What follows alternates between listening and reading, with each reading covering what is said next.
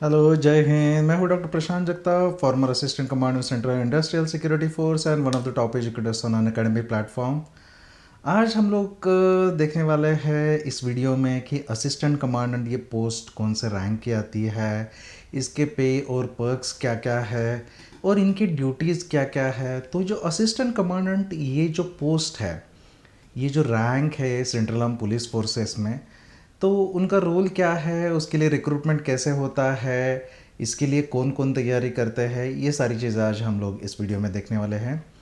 About me, first I cracked UPC CPF 2012 examination with all India rank 80. I served in Central Industrial Security Force for 5 years at 2 locations. By qualification, I'm MBBS from Government Medical College Kolhapur and MA Psychology. And along with this, I'm also currently pursuing Securities and Defense Laws Masters from Nalsar Law University. And I have written 3 books for CAPF Assistant Commandant Examination for McGraw Hill's publication. इसके साथ साथ ही I have my own academy, जहाँ से अब तक 196 candidate select हो चुके हैं, इंक्लूडिंग ऑल इंडिया रैंक 3। और इस साल मेरे जो स्टूडेंट्स हैं, तो C A P F assistant commandant examination में ऑल इंडिया रैंक 3 है। जो सी डी एस एग्ज़ामिनेशन में, उसमें ऑल इंडिया रैंक 3 है। ओ टी ए के लिए सी ए एफकैट में सिलेक्शन हो चुके हैं। और जो आई एम ए के लिए ऑल इंडिया रैंक 4 है और एयरफोर्स एकेडमी के लिए ऑल इंडिया रैंक 3 है। एंड अब तक 196 कैंडिडेट्स अब तक सिलेक्ट हो चुके हैं। And currently on Unacademy platform, जो ऑनलाइन एजुकेशनल प्लेटफॉर्म है, उसके ऊपर मैं पढ़ाता हूँ डिफेंस कैटेगरी के लिए। वहाँ पे more than 29,000 students are already following me for their defense examination preparations. Previously, before joining Central Industrial Security Force, I worked as medical officer, which was a class 1 gazetted post with Government of Maharashtra. And I also worked as assistant lecturer in forensic medicine in RCSM Government Medical College, Kolhapur, Maharashtra. I am currently also visiting faculty at Competitive Exam Center, Pune University. इसके पहले और भी कई eminent institutes में मैं visiting faculty रह चुका हूँ। एंड इसके साथ साथ मैंने जो सी आई एस एफ ज्वाइन किया था, मुझे वर्दी का पैशन था इसलिए ज्वाइन किया था। I did not have any obligation to join any job. As you already know, I am M B B S from government medical college. Already class 1 था मैं। मेरे पास जॉब नहीं था, ऐसा कभी बात नहीं था। It was always matter of passion. And इसीलिए मुझे गन्स चलाने थे, मुझे ट्रेनिंग करना था, मुझे कुछ लिमिटेड सालों के लिए सर्व करना था। सी आई एस एफ में रह के मैंने बहुत कुछ किया है। न्यूक्लियर बायोलॉजिकल केमिकल वॉरफेयर कर लिया, वी आई पी सिक्योरिटी कर लिया, 2 कमांडो कोर्सेज कर लिए, डिज़ास्टर मैनेजमेंट कर लिया, फायर सेफ्टी सिक्योरिटी कर लिया, एविएशन सिक्योरिटी कर लिया। तो बहुत सारे कोर्सेज भी किए and it was great and very enriching experience. I also earn 2 commendations in my C I S F career. So Unacademy जो प्लेटफॉर्म है, अनअकैडमी एप्लीकेशन आप डाउनलोड कर सकते हो। वहाँ पे मैं जहाँ पे पढ़ा रहा हूँ डिफेंस कैटेगरी के लिए, कंबाइंड डिफेंस सर्विसेज, जिसमें आर्मी नेवी एयरफोर्स में आप ऑफिसर बन सकते हो, वहाँ पे आए मैं इंडियन मिलिट्री एकेडमी देहरादून, जो परमानेंट कमीशन इंडियन आर्मी का। उसके साथ साथ एयरफोर्स एकेडमी, जो एयरफोर्स में ऑफिसर्स बनते हैं, फ्लाइंग एंड नॉन फ्लाइंग। और जो नेवल एकेडमी है, जो इंडियन नेवी में ऑफिसर्स बनते हैं। और O T A, officers training academy, इनके लिए ये सी डी एस एग्जामिनेशन लिया जाता है। तो ये कंबाइंड डिफेंस सर्विसेज के लिए भी मैं पढ़ा रहा हूँ अनअकैडमी प्लेटफॉर्म के ऊपर। तो यहाँ पे जो बैचेस है, अभी 28 जुलाई से नए बैचेस शुरू हो चुके हैं the operation olive green, IMA और OTA के लिए। इसके साथ साथ अनअकैडमी के ऊपर सब्सक्रिप्शन लेने के कुछ फ़ायदे हैं, अभी ऑफर्स भी चल रहे हैं। 6 मंथ्स के सब्सक्रिप्शन के ऊपर 1 मंथ फ्री है, 12 मंथ्स के सब्सक्रिप्शन के ऊपर 2 मंथ्स फ्री है, 24 मंथ्स के सब्सक्रिप्शन के ऊपर 4 मंथ्स फ्री है। और इनके डिफेंस कैटेगरी में आप एक साथ सारे एग्जामिनेशंस प्रिपेयर कर सकते हो। कंबाइंड डिफेंस सर्विसेज भी प्रिपेयर कर सकते हो, एफकैट जो एयरफोर्स का कॉमन एडमिशन टेस्ट है उसको भी प्रिपेयर कर सकते हो, सेंट्रल आर्म पुलिस फोर्सेज जो असिस्टेंट कमांडेंट जिसके अभी हम लोग बात करेंगे उसको भी प्रिपेयर कर सकते हो। तो इसके बहुत सारे फ्री सेशंस भी रहते हैं, फ्री क्लासेस भी रहते हैं। आपको बस अनअकैडमी एप्लीकेशन डाउनलोड करना है और नॉमिनल फ्री रजिस्ट्रेशन करना है। मेरे बहुत सारे फ्री सेशंस चल रहे हैं अभी CAPF असिस्टेंट कमांडर 2021 एग्जामिनेशन के लिए, तो उसमें भी ज्वाइन हो सकते हो। You can use unlock code Prashant YT10 PRASHANT YT10। तो ये एक असिस्टेंट कमांडेंट का लाइफ है, आप सेंटर में देख सकते हो। This was me when I was serving. ये CISF का मार्चिंग कॉन्टिजेंट है, जिसको कई बार बेस्ट मार्चिंग कॉन्टिजेंट का रिपब्लिक डे परेड में अवार्ड मिल चुका है। This is how life in the arm forces is. This is a trainee officer in central reserve police force, जहाँ पे आपको ये सारी चीज़ें करने का मौका मिलता है। This is when you are serving, you have 3 stars। This is from my office and the yellow batch is of commando batch, STF special task force commando। So CAPF के रैंक है, आप देखोगे ना तो CAPF के rank थोड़े से police की तरह रैंक है और थोड़े से रैंक आर्मी की तरह है। तो जो आर्मी की तरह लगते हैं क्योंकि असिस्टेंट कमांडेंट वगैरह, सो प्रीवियसली ये सेंट्रल आर्म पुलिस फोर्सेस को 2011 से पहले पैरामिलिट्री बोला जाता था। तो ये जो पैरामिलिट्रीज है, ये जो रैंक है, तो ये बेसिकली क्या है, 2011 में इनका क्लासिफिकेशन चेंज करके इनको सेंट्रल आर्म पुलिस फोर्सेस बोलना शुरू कर दिया। ये रैंक हाइब्रिड रैंक्स है, तो इनका वर्दी तो खाकी रहता है, मतलब इनके पास 2 यूनिफॉर्म्स रहते हैं। वन इज़ फील्ड यूनिफॉर्म जो डिसरप्टेड पैटर्न का, जिसको कैमोफ्लेज बोलते हैं, वैसा वाला रहता है। जब हम लोग फील्ड में रहते हैं तब वो यूनिफॉर्म पहनते हैं, और जब हम लोग ऑफिसेस में रहते हैं तो आर्मी का भी ऑफिसेस में जो यूनिफॉर्म रहता है तो वो ऑलिव ग्रीन रहता है। वैसे हम लोग का ऑफिसेस में यूनिफॉर्म खाकी रहता है, जो जनरली पुलिस वाले पहनते हैं। तो इनके जो रैंक है, जो ऊपर वाले सारे रैंक है जिसके ऊपर रेड और ब्लू रिबन नहीं आता, ये सारे रैंक कमीशन्ड ऑफिसर्स के रैंक है। और जिसमें जो नीचे वाले रैंक है, ये सारे नॉन कमीशन्ड ऑफिसर्स के रैंक है, या फिर ये जवान लेवल के रैंक है। इनको अदर रैंक्स भी बोला जाता है। तो सेंट्रल आर्म पुलिस फोर्सेस में जवानों को हमारे यहाँ पे कांस्टेबल बोला जाता है। सिपाही जो रैंक है कांस्टेबल बोला जाता है। उनका promotion constable, senior constable, head constable करके होता है, और आगे जाके असिस्टेंट सब इंस्पेक्टर और इंस्पेक्टर, ये नॉन कमीशन रैंक है। इसमें जो सेंट्रल आर्म पुलिस फोर्सेस में जो एंट्री होता है, ये बेसिकली 3 लेवल में एंट्री होता है। एक एंट्री रहता है कांस्टेबलरी लेवल में। तो कांस्टेबलरी लेवल में स्टाफ सिलेक्शन कमीशन नाम का इंडिया का रिक्रूटमेंट एजेंसी है, जो सभी नॉन क्लास 1 जो रिक्रूटमेंट होता है उनका रिक्रूटमेंट करती है। तो स्टाफ सिलेक्शन कमीशन का एक भर्ती होता है, एंट्रेंस एग्जामिनेशन होता है सभी सेंट्रल आर्म पुलिस फोर्सेस के लिए, और बाद में रैंक और प्रेफरेंसेस के हिसाब से आपको सारे सेंट्रल आर्म पुलिस फोर्सेस, मतलब CISF, BSF, ITBP, SSB, CRPF, इनमें आपको भेजा जाता है। तो ये एग्जामिनेशन 12वीं के लेवल का रहता है, और ये एग्जामिनेशन ऑल इंडिया लेवल का ही रहता है। इसमें फिजिकल भी रहता है, इसका रिक्वायरमेंट अलग है। तो ये यहाँ पे आप जवान लेवल में चले जाते हो। यहाँ पे आपका सैलरी लगभग 30,000 से ज़्यादा हर महीने का आता है। देखो, सेंट्रल गवर्नमेंट के कोई भी फोर्सेस में या कहीं पे भी जॉब जो है, उसके कई एडवांटेजेस है। एक तो ये नौकरियाँ बहुत सेफ है, ये रिसेशन प्रूफ है, और इसके साथ साथ आपको जो पे और पर्क मिलते हैं अपार्ट फ्रॉम सैलरी, बहुत सारे फैसिलिटीज़ मिलते हैं। आपको क्वार्टर्स मिलते हैं, आपको राशन मनी मिलता है, आपका मेडिकल का, आपका, आपके घर वालों का, सारे लोगों का, जो लोग आपके ऊपर डिपेंडेंट है, आपके मम्मी पापा होंगे, आपकी बीवी या फिर आपके हस्बैंड अगर आपके ऊपर डिपेंडेंट है, और आपके बच्चे, ये सारों का खर्चा मेडिकल का पूरा सरकार करता है। आपको कुछ भी हो गया, आपका भी सारा खर्चा सरकार करता है। इसके साथ साथ 20 साल सर्विस करने के बाद आपको इसमें पेंशन भी मिलता है। तो सेंट्रल आर्म पुलिस फोर्सेस में भी कॉन्ट्रीब्यूटरी न्यू पेंशन स्कीम नाम का पेंशन भी इसमें है। इसके बाद जो दूसरे लेवल का भर्ती होता है एसओज रैंक में, मतलब सब ऑफिसर्स रैंक में, जहाँ पे असिस्टेंट सब इंस्पेक्टर और सब इंस्पेक्टर करके यहाँ पे रिक्रूटमेंट होता है। यहाँ पे कोई भी इंस्पेक्टर लेवल का CAPF में रिक्रूटमेंट डायरेक्टली नहीं होता है।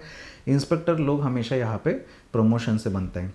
तो जो असिस्टेंट सब इंस्पेक्टर और सब इंस्पेक्टर लेवल का भर्ती है, वो भी CAPF, SSC CAPF, staff selection commission का सेंट्रल आर्म पुलिस फोर्सेस, या फिर पहले इसको CPOs बोला जाता था, SSC CPO, ये नाम का एक एग्जामिनेशन रहता है। ये एग्जामिनेशन के थ्रू होता है। तो जो कॉन्स्टेबलरी लेवल का जो भर्ती है और एएसआई और एसआई लेवल की जो भर्ती है, ये लेवल के भर्ती के लिए आपको 170 सेंटीमीटर्स हाइट होना मैंडेटरी है। बाकी फिजिकल और मेडिकल आप फिट होने चाहिए, लेकिन हाइट का जो क्राइटेरिया है वो मेल कैंडिडेट के लिए 170 सेंटीमीटर्स है। और यहाँ पे और एक रिक्रूटमेंट होता है जो हेड कांस्टेबल मिनिस्ट्रियल और असिस्टेंट सब इंस्पेक्टर और सब इंस्पेक्टर मिनिस्ट्रियल। तो ये मिनिस्ट्रियल क्या है? मिनिस्ट्रियल मतलब ये क्लेरिकल पोस्ट रहते हैं, एडमिनिस्ट्रेटिव पोस्ट रहता है। यहाँ पे आपका काम है कि आपको ऑफिस में बैठ के काम करना पड़ता है। जो एडमिनिस्ट्रेशन है, जो कम्युनिकेशन है, उसको मेंटेन करना है, लेटर बना के देना है, टाइपिंग करना है, प्रूफ रीडिंग करना है, बेसिकली जो कम्युनिकेशन है, और ऑफिस मैनेजमेंट, छुट्टियां सैंक्शन करने के जो ऑफिस प्रोसीजर्स है, रूल्स और लॉज है, अकाउंटिंग है, सैलरी निकालना है, ये सारी चीज़ें जो करते हैं ये मिनिस्ट्रियल वाली ब्रांच करती है। इसका मिनिस्ट्री से लेना देना नहीं है, ये मिनिस्ट्रियल ब्रांच है। बेसिकली वर्दी आपको सेम मिलता है, लेकिन यहाँ पे आपको फील्ड में नहीं जाना, यहाँ पे आपको बॉर्डर पे नहीं जाना, यहाँ पे आपको फील्ड में नहीं जाना। यहाँ पे आपको बेसिकली मिनिस्ट्रियल ब्रांच वाले लोग ऑफिस में बैठ के काम करते हैं। This is a different and specialised branch of the central arm police forces. इसके बाद यहाँ पे जो इंस्पेक्टर लेवल है ये प्योरली प्रमोशन से बनते हैं। सब इंस्पेक्टर के इंस्पेक्टर प्रमोशन होते हैं, असिस्टेंट सब इंस्पेक्टर के सब इंस्पेक्टर, और फिर इंस्पेक्टर प्रमोशन होता है। इसके बाद जो असिस्टेंट कमांडेंट है, ये असिस्टेंट कमांडेंट ये जो रैंक है ना, ये rank is the highest rank जिसमें डायरेक्ट लेवल का रिक्रूटमेंट होता है। सीएपीएफ में इसके कोई भी लेवल के ऊपर डायरेक्ट रिक्रूटमेंट कभी भी नहीं होता until and unless you are from a very specialised branch. जैसे कि कभी कभी मेडिकल केडर में आप असिस्टेंट कमांडेंट, या फिर आप मेडिकल केडर में हो, आप स्पेशलिस्ट डॉक्टर हो, आप सर्जन हो, आप एनास्थेटिस्ट हो, आप गायनेकोलॉजिस्ट हो, तो आपका recruitment directly deputy commandant level पे हो सकता है पोस्ट ग्रेजुएट होने के बाद। अदरवाइज डिप्टी कमांडेंट लेवल पे रिक्रूटमेंट डायरेक्टली जनरली नहीं होता है किसी का भी। सभी लेवल का, इवन एमबीबीएस डॉक्टर्स का भी मेडिकल कैडर में रिक्रूटमेंट ये असिस्टेंट कमांडेंट लेवल पे ही होता है। अभी ये जो जनरल ड्यूटी असिस्टेंट कमांडेंट्स है, या फिर डायरेक्टली अपॉइंटेड गैजेटेड ऑफिसर्स भी बोला जाता है इनको, डीएजीओज कुछ फोर्सेस में जैसे कि सीआरपीएफ है, ये रिक्रूटमेंट यूपीसी द्वारा किया जाता है। सारे क्लास 1 गैजेटेड जो परमानेंट वाले लोग हैं उनका रिक्रूटमेंट यूपीसी करता है। जैसे कि जो हम लोग ने देखा था सीडीएस, कंबाइंड डिफेंस सर्विसेज, उसका एग्जामिनेशन भी यूपीसी से कंडक्ट किया जाता है। एनडीए का एग्जामिनेशन भी यूपीसी से द्वारा कंडक्ट किया जाता है। तो ये जो क्लास 1 गैजेटेड रैंक्स है, इनका रिक्रूटमेंट यूपीसी के central arm police forces CAPF assistant commandant नाम का एग्जामिनेशन है, उसके थ्रू किया जाता है। इसके लिए बेसिक एलिजिबिलिटी क्राइटेरिया है, ये क्रैक करने के लिए आपका ग्रेजुएशन हुआ होना चाहिए कोई भी यूनिवर्सिटी से। कोई भी ग्रेजुएशन इसमें चल जाता है। इसमें मैथमेटिक्स, फिजिक्स, केमिस्ट्री चाहिए ऐसा कुछ भी रूल नहीं है, इतने मार्क्स चाहिए ऐसा कुछ भी रूल नहीं है। आपने बस पास हुआ होना चाहिए। ये फाइनल ईयर ग्रेजुएशन में आप ये एग्जामिनेशन दे सकते हो और आप असिस्टेंट कमांडेंट उसमें बन सकते हो। सो असिस्टेंट कमांडेंट ये जो रैंक है, this rank is equivalent to, आप देखोगे तो ये जो रैंक है, ये this rank is equivalent to assistant commissioner of police या फिर डिप्टी सुपरिटेंडेंट ऑफ पुलिस। जब हम लोग स्टेट पुलिस के साथ इनको कंपेयर करते हैं, ये क्लास 1 गैजेटेड रैंक है, लेकिन ये सेंट्रल गवर्नमेंट का रैंक है, इसलिए ये क्या है, ये सेंट्रल गवर्नमेंट का क्लास 1 गैजेटेड रैंक है। और हम लोग डायरेक्टली सेंट्रल गवर्नमेंट की मिनिस्ट्री ऑफ होम अफेयर्स है उसके अंडर सर्व करते हैं, और हमारी अपॉइंटिंग अथॉरिटी जो है वो प्रेसिडेंट है। And when we compare this rank with the Indian Army, this rank is equivalent to captain in Indian Army. This is a class 1 gazetted rank. तो ये कैप्टन इक्विवेलेंट रैंक है, captain को भी 3 star मिलते हैं। लेकिन army being a combat unit, तो army के अंडर, उनके अंडर जो लोग रहते हैं वो कंपेरेटिवली कम रहता है, क्योंकि उनको वॉर लड़ना है and they are combat groups. On the other hand central arm police forces का जो काम है, जॉब रोल है, वो पीस मेंटेन करना है, बॉर्डर पे पेट्रोलिंग करना है।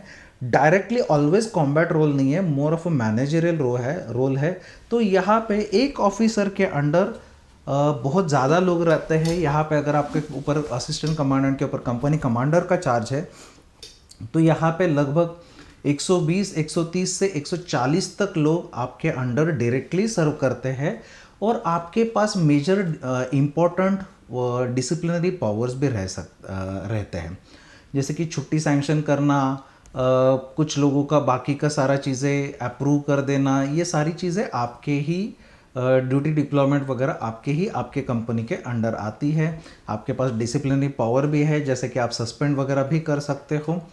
और being part of the force आपके पास कुछ ऐसे पावर भी आते हैं कि जैसे कि आप अरेस्ट कर सकते हो, आप सर्च कर सकते हो, आप सीजर कर सकते हो, ये करके आपको पुलिस को हैंड ओवर कर सकते हो। And being a commissioned officer, सिर्फ और सिर्फ कमीशन ऑफिसर को fire until unless emergency fire order करने का अधिकार है। जब भी मैजिस्ट्रेट अवेलेबल नहीं रहेगा वो टाइम पे सिर्फ कमीशन ऑफिसर फायर करने के लिए ऑर्डर दे सकते हैं।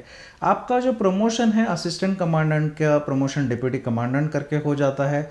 अभी मैं जो बैच में सर्व कर रहा था तो मेरी वाली पूरी बैच अभी डिप्टी कमांडेंट बन चुकी है, तो असिस्टेंट कमांडेंट के डिप्टी कमांडेंट बन जाते हैं। Deputy commandant is equivalent to major in Indian army. Deputy commandant का प्रमोशन अल्टीमेटली उसके बाद 2IC करके होता है, that is second in command, equivalent to lieutenant colonel. और पुलिस से कंपेयर किया जाए तो 2IC is equivalent to SP superintendent of police, deputy commandant is equivalent to additional superintendent of police. उसके बाद उनका प्रमोशन कमांडेंट या कभी कभी कमांडेंट को कमांडिंग ऑफिसर भी बोला जाता है क्योंकि वो एक पूरे बटालियन के हेड रहते हैं, is equivalent to SSP senior superintendent of police. एक डिस्ट्रिक्ट के चीफ या तो आप 2IC इक्वलेंट हो सकते हो या SP इक्वलेंट हो सकते हो, मतलब कमांडेंट इक्वलेंट। एक डिस्ट्रिक्ट का जो ऑफिसर रहता है पुलिस का चीफ, वो SSP मतलब कमांडेंट रैंक के या फिर जो हमारे 2IC रैंक है उसके रैंक के होते हैं। इसके बाद आपका प्रमोशन DIG इक्वलेंट हो जाता है। यहाँ इसके बाद वाले सारे के सारे रैंक्स हैं आपको सेम स्टेट पुलिस की तरह लगेंगे। डिप्टी इंस्पेक्टर जनरल, उसके बाद इंस्पेक्टर जनरल IG, और उसके बाद डायरेक्टर जनरल DG मतलब जो हेड रहते हैं DGP रहेंगे या फिर स्पेशल DG या additional DG, all of these ranks are equivalent. और असिस्टेंट कमांडेंट बन के आप आराम से ADG या स्पेशल DG, अगर आप सही टाइम पे ज्वाइन हो गए, if you join at the age of 20-21, you can become ADG और special DG and eventually future में शायद आप DG भी अपने फोर्स का बन सकते हो।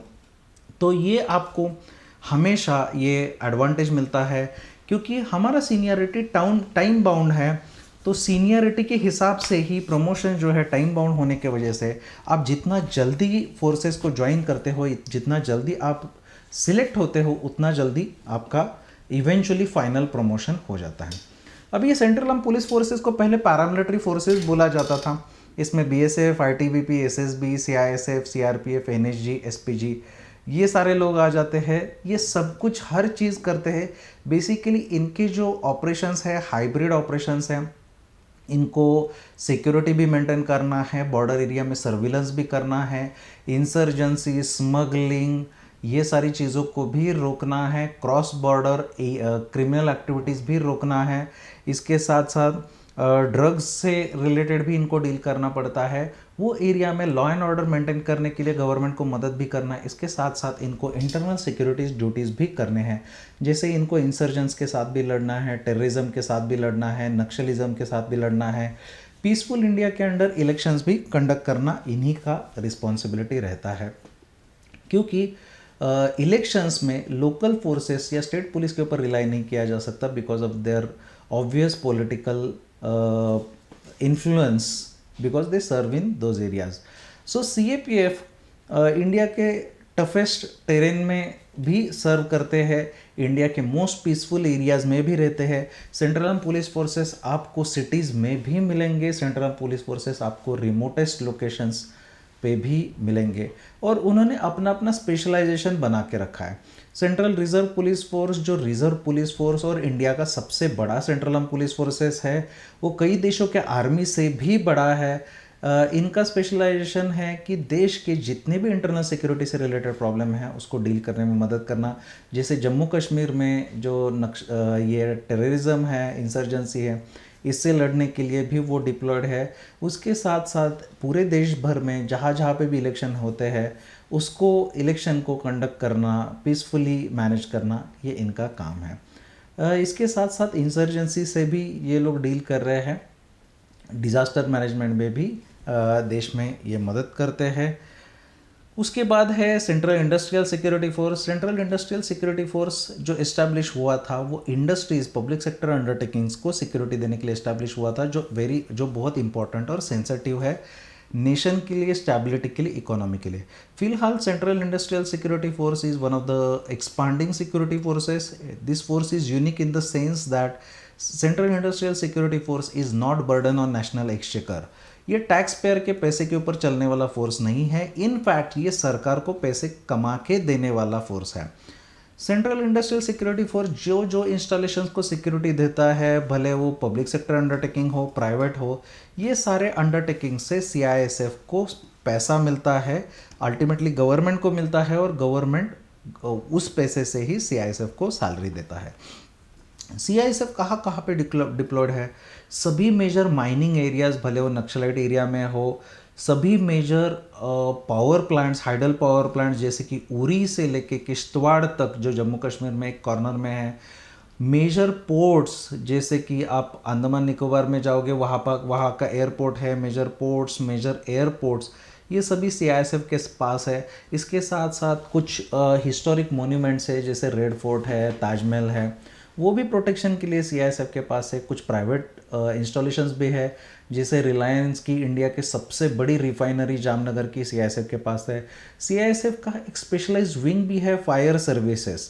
दिस इज द लार्जेस्ट और biggest fire services providing unit in India and this is the most advanced and most specialized, क्योंकि जो भी आप देखोगे कि जो ऑयल वेल्स है, एक्सप्लोरेशन है और जहाँ जहाँ पे भी गैस हम लोग ये करते हैं, ज़मीन से निकालते हैं, जैसे कि ओएनजीसी है, उसके साथ साथ BPCL, Bharat petroleum, Hindustan petroleum, ये जो कंपनीज़ है उनको फायर सेफ्टी और सिक्योरिटी देने का काम सीआईएसएफ करता है।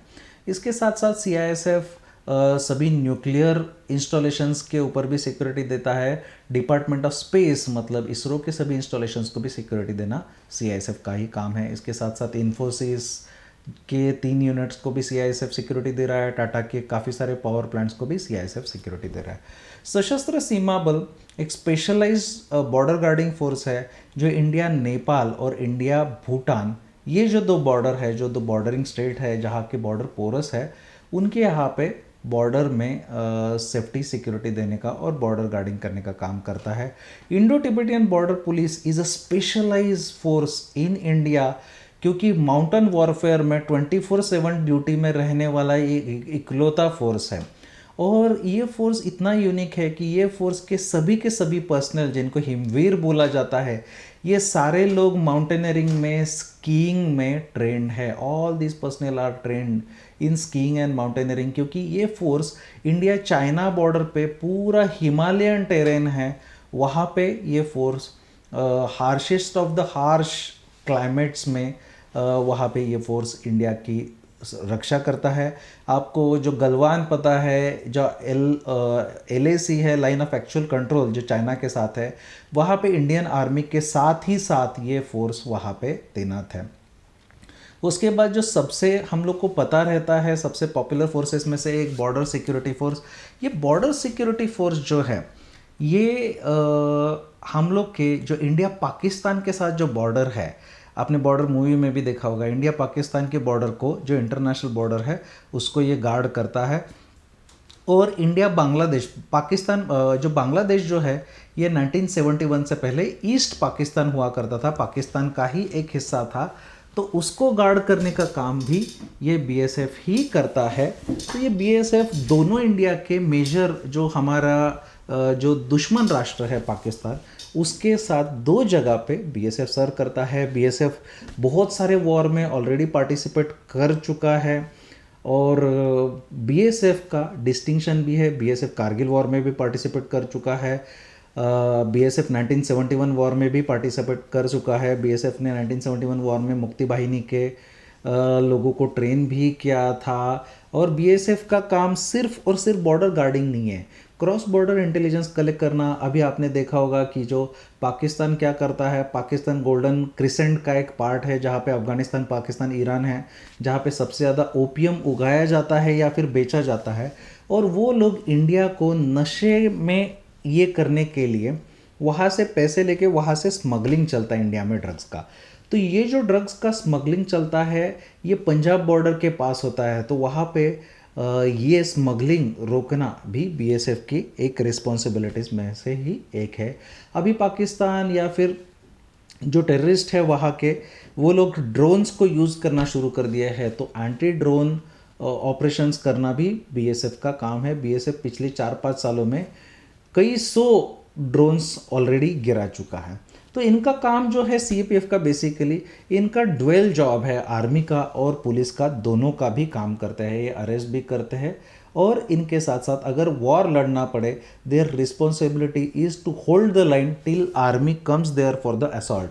तो ये बॉर्डर को गार्ड करना इतना भी काम है। लिमिटेड वॉरफेयर में भी वो पार्टिसिपेट होते हैं। पाकिस्तान से शेलिंग होता है, हम लोग भी यहाँ से बीएसएफ से शेलिंग करते हैं।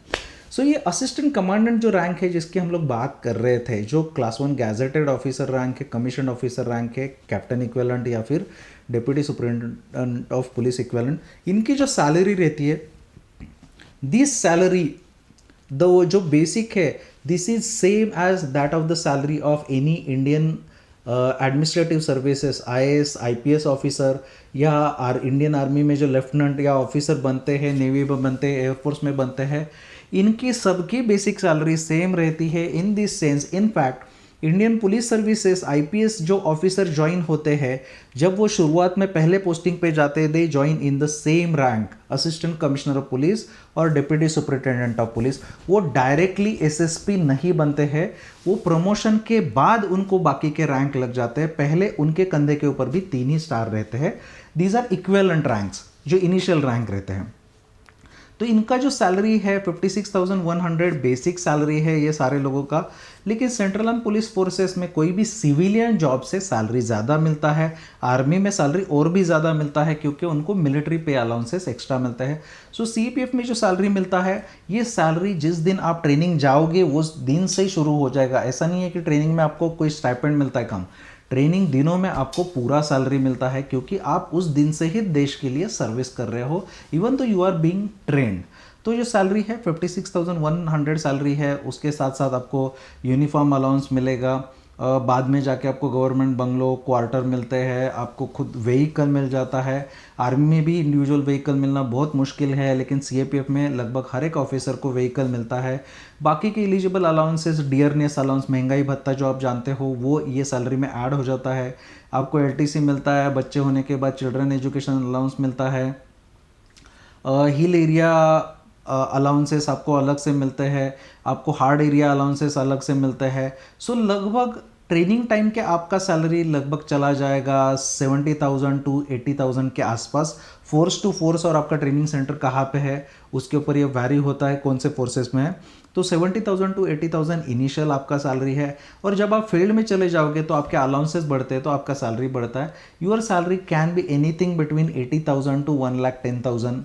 और कभी कभी और अगर कहीं डेपुटेशन पे है तो ये सैलरी और भी ज़्यादा होता है क्योंकि डेपुटेशन अलाउंस ट्रेनिंग सेंटर में 30% तक सैलरी आपका बढ़ सकता है। तो ये आपका मंथली सैलरी है। इसके साथ साथ आपको जो पर्क्स मिलते हैं, आपको गवर्नमेंट क्वार्टर्स मिलते हैं जहाँ पे आप फैमिली रख सकते हो। आपके बच्चों के एजुकेशन के लिए वहाँ पे केंद्रीय विद्यालय अवेलेबल रहते हैं जिसका नॉमिनल फीस है। और उसकी फ़ीस में भी आपको बच्चों को, 2 बच्चों को पढ़ाने के लिए आपको चिल्ड्रंस एजुकेशन अलाउंस मिलता है, CEA। हर महीना बच्चों के एजुकेशन के लिए आपको अलाउंस भी मिलता है। और केंद्रीय विद्यालय इंडिया के, KVS के, CBSE बोर्ड के सबसे अच्छे स्कूलों में एक है और बहुत ही अच्छा लेवल का क्वालिटी एजुकेशन यहाँ पे मिलता है। ये बनाए ही गए हैं सेंट्रल गवर्नमेंट एम्प्लॉयज़ के बच्चों के लिए, जहाँ जहाँ पे भी आर्मी पब्लिक स्कूल नहीं है, नेवी पब्लिक स्कूल नहीं है या एयरफोर्स उनका खुद का नहीं है, इवन उनके कैंप्स में भी केंद्रीय विद्यालय ही उनके ऑफिसर्स के बच्चे भी इधर ही पढ़ते हैं। तो असिस्टेंट कमांडेंट का जॉब प्रोफाइल क्या है? असिस्टेंट कमांडेंट जनरली एक कंपनी के इंचार्ज रहते हैं। ज़रूरी नहीं है हमेशा वो कंपनी कमांडर ही हो, इसके साथ साथ उनके ऊपर कोई भी जिम्मेदारी दिया जा सकता है। उनके जो कमांडिंग ऑफिसर है उनको ये असिस्ट करते हैं। Commanding officer is equal to commandant. So we as assistant commandants we assist our commandant जो भी ड्यूटी दे। तो या तो आप कोई कंपनी के इंचार्ज हो सकते हैं, जो कंपनी कमांडर करके भी काम कर सकते हैं, या फिर आपके ऊपर ऑपरेशंस की जिम्मेदारी दी जा सकती है, तब आपका काम रहेगा planning and conduct of the operations. उसमें असिस्टेंट कमांडेंट ऑपरेशंस करके आपकी रिस्पॉन्सिबिलिटी आ सकती है। या फिर आपके ऊपर ट्रेनिंग का रिस्पॉन्सिबिलिटी दिया जा सकता है, तो आपके कंपनी को, आपके बटालियन में सभी लोगों को ट्रेनिंग देने का, कंटिन्यूसली ट्रेनिंग और रेगुलर ट्रेनिंग ऑर्गेनाइजेशन करने का। जैसे कि आप जानते हो कि we are always in state of preparedness, तो ये रेगुलर ट्रेनिंग ये बहुत ही ज़रूरी है, भले वो फिजिकल हो और मेंटल हो, ताकि आपके जो ट्रूप्स है हमेशा मेंटली रेडी रहते कोई भी ऑपरेशन में, सिचुएशन में जाने के लिए।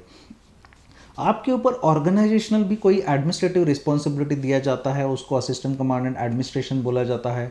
यहाँ पे आपका ऑफिस को संभालना, जो आपके ऊपर वाले सीनियर्स हैं उनको सभी इंफॉर्मेशन प्रोवाइड करना, जो भी ज़रूरत है, मीटिंग है, डेटा है, सारा चीज़ें प्रोवाइड करना। और जो कम्युनिकेशन है आपके जो ऑफिसर्स है और जो बाकी वाला स्टाफ है नीचे वाला, जैसे कि ऑफिसर जो है इंचार्ज है, कमांडिंग ऑफिसर, तो ऑफिस में बैठे रहेंगे, तो सभी जो कंपनीज है उधर से इंफॉर्मेशन कलेक्ट करना, डेली डेटा कलेक्ट करना, ये जो उनको कुछ इंफॉर्मेशन चाहिए भेजना, ऊपर से अगर कोई ऑर्डर्स आया है वो उनकी तरफ पहुंचाना, नीचे से उनके कुछ ग्रीवेंसेस है वो सेटल करना, किसी का सैलरी नहीं आया है, छुट्टी आई, ये सारी चीज़ें मैनेज करने का काम, ऑफिस मैनेज करने का काम ये आपके ऊपर आ सकता है।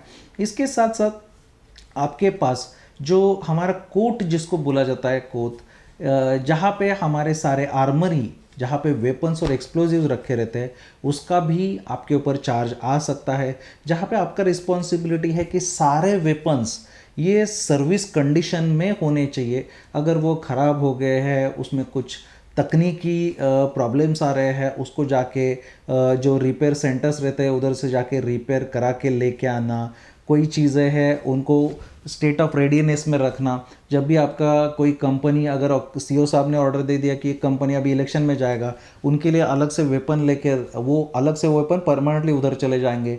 सो वेपन्स को, हमारे एक्सप्लोजिव्स को सेफ रखना और सर्विसेबल कंडीशन में रखना, एक्सीडेंट्स को अवॉइड करना, एम्यूनेशन को सेफ रखना, और जो आपका जो जहाँ पे ये रखे रहते हैं आर्मरी, उसका सेफ्टी और सिक्योरिटी का ध्यान रखना, ये आपके ऊपर चार्ज आ सकता है।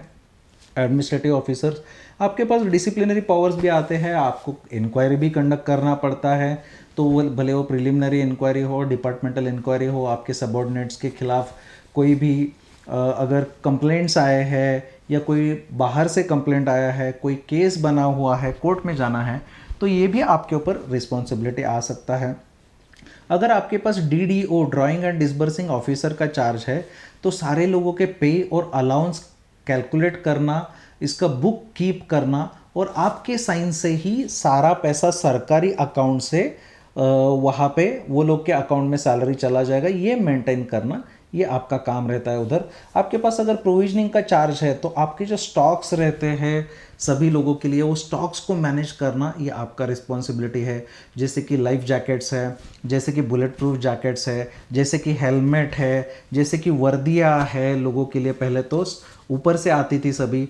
कॉम्बैट शूज़ है, किसी को क्या इशू करना है, कोई नया ट्रांसफ़र होके आया है, कोई रिक्रूट है कि हर 2-3 साल बाद वर्दिया गवर्नमेंट से इशू होती है। आपके जो यूनिट के बैचेस है, आदमी जब ट्रांसफ़र होके आएगा तो सारे बैचेस उसके पास नहीं रहेंगे, वो इसको इशू करना है। जो भी चीज़ें इंडिविजुअली इशू करना रहता है। जो भी कोई भी चीज़ के लिए, जैसे कि हमारे बहुत सारे टेंट्स रहते हैं, हमारे पास मैट रहता है, हमारे पास सेरेमोनियल ड्रेसेस रहते हैं, कोई फंक्शन है उसके लिए सारा चीज़ें रहता है, हमारे पास बड़े बड़े बर्तन्स है, प्लेट्स है, सब कुछ रहता है वहाँ पे।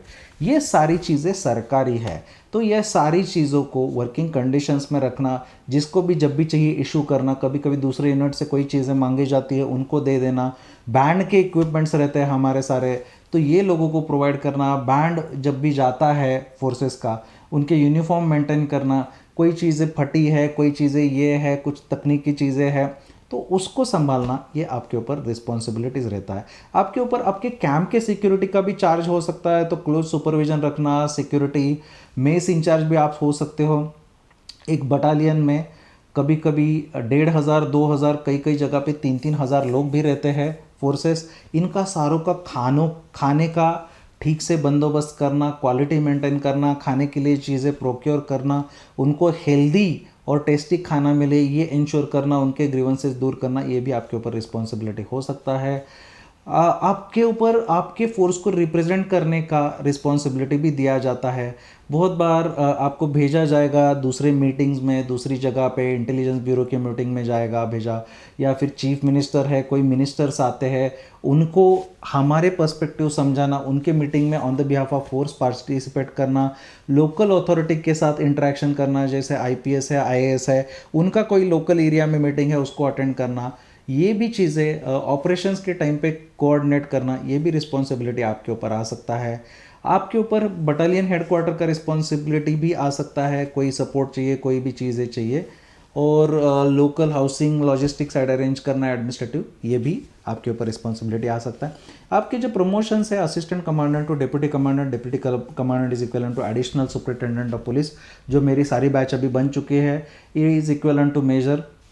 उसके बाद उसका प्रमोशन 2IC करके होता है, is equivalent to SP superintendent of police, which is equivalent to lieutenant colonel. उसके बाद कमांडेंट और कमांडिंग ऑफिसर जिनको बोला जाता है equivalent to colonel in Indian army, and equivalent to senior superintendent of police compare to the state police.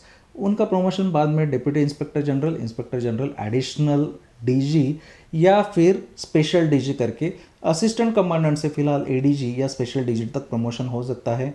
अगर आप जल्दी फोर्सेस ज्वाइन कर लिया तो आप 20-21 साल में आप ज्वाइन हुए हो तो आप एडीजी बन सकते हो। डिप्यूटेशन का opportunities apart from these things, border guarding, इसके साथ साथ आपको और भी अपॉर्चुनिटीज़ मिलते हैं कि जैसे कि आप डिप्यूटेशन में जा सकते हो। आपको डिप्यूटेशन में जाने के लिए स्कोप मिल जाएगा, इंटेलिजेंस ब्यूरो में जा सकते हो, रिसर्च एंड एनालिसिस विंग जो एक्सटर्नल इंटेलिजेंस एजेंसी है, उधर जाके भी आप जॉब कर सकते हो। डिप्यूटेशन पे यहाँ पे अलाउंसेस भी ज़्यादा मिलते हैं। आप सीबीआई में जा सकते हो, आप नेशनल इन्वेस्टिगेशन एजेंसी में जा सकते हो, आप एनसीबी नारकोटिक्स कंट्रोल ब्यूरो में जा सकते हो। United Nations peace keeping forces में इंडिया के सारे के सारे सेंट्रल आर्म पुलिस फोर्सेस से कंपनी जाते हैं, आप उनमें भी जा सकते हो यूएन में। आप अपने फोर्सेस के स्पेशल फोर्सेस में जो स्पेशल यूनिट्स है उसमें जा सकते हो, वीआईपी सिक्योरिटी वगैरह वगैरह, जंगल वॉरफेयर, जैसे कि आर्मी में जैसे घातक प्लाटून रहता है वैसे वाले इसमें, हमारे इसमें भी जा सकते हो। आपके हर एक फोर्स के अलग अलग है। NCRB national crime record bureau में भी आप डिप्यूटेशन पे जा सकते हो, आप नीति आयोग में भी जा सकते हो, मिनिस्ट्री ऑफ होम अफेयर्स में भी जा सकते हो, और आप स्टेट पुलिस में भी डिप्यूटेशन में जा सकते हो। अगर आपको स्टेट पुलिस से क्लियरेंस और आपके डिपार्टमेंट से क्लियरेंस मिला तो आप पक्का जा सकते हो।